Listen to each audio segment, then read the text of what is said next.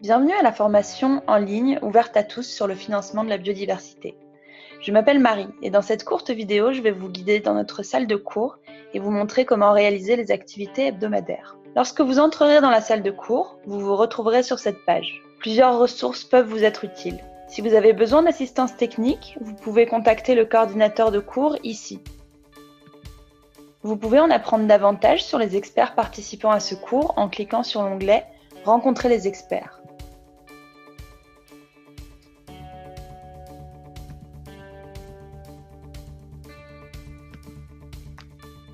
Vous pouvez accéder à la fois aux questions du cours ici.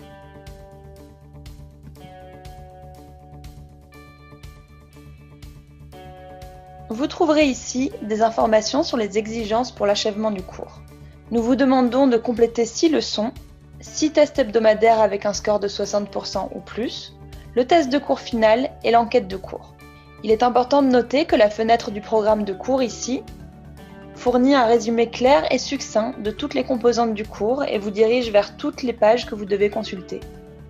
Si vous avez un doute sur la nécessité d'une tâche, veuillez vous reporter au programme de cours. Une fois que vous aurez réalisé ces exigences, vous pourrez télécharger le certificat d'achèvement de cours directement depuis cette salle de cours. Le bouton « Télécharger votre certificat » apparaîtra sur cette page une fois que tous les onglets sont marqués d'une coche verte. Veuillez enregistrer les dates pour les séminaires en ligne hebdomadaires en français.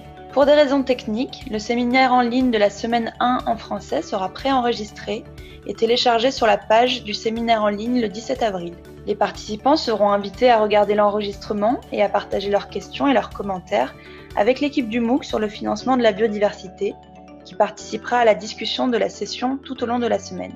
Les séminaires en ligne français 2 à 7 se dérouleront en direct et les participants pourront interagir directement avec les présentateurs. Les séminaires en ligne des semaines 2 et des semaines 4 à 7 auront lieu le mercredi à 11h, heure normale de l'Est.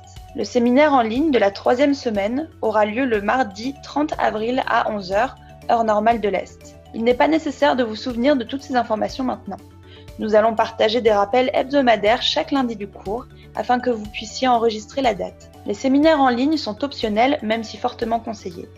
Ils comprendront des présentations et des discussions avec des experts de renommée mondiale. Pour ce cours, nous avons rendu encore plus facile la participation aux sessions de séminaires en ligne. Aucune inscription préalable n'est requise pour y participer. Il suffit d'entrer dans la salle de cours et de suivre le lien sous la semaine appropriée pour rejoindre la session en direct.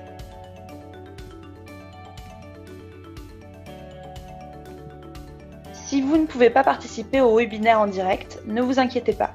Nous publierons l'enregistrement de la salle de cours dans les 48 heures. Je vais maintenant jeter un œil aux outils que vous rencontrerez lors de chaque semaine de cours. Je vais cliquer sur la semaine 1 pour vous montrer les activités hebdomadaires typiques.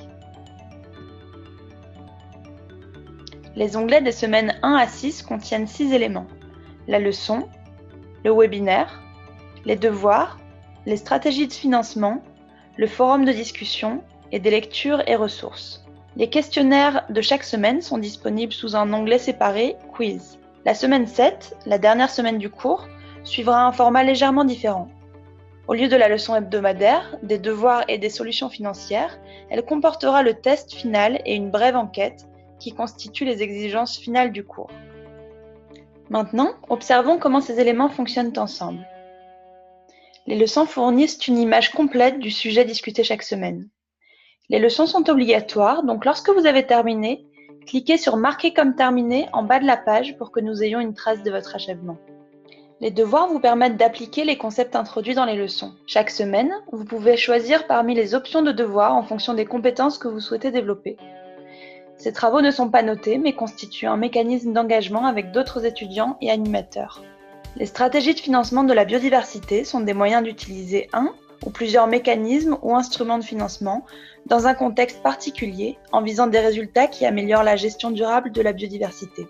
Le cours comportera une variété de solutions financières qui vous permettront de plonger profondément dans le thème hebdomadaire. Le forum de discussion vous offre une occasion dynamique de rencontrer d'autres participants au cours, de discuter et de réfléchir sur le contenu de la semaine.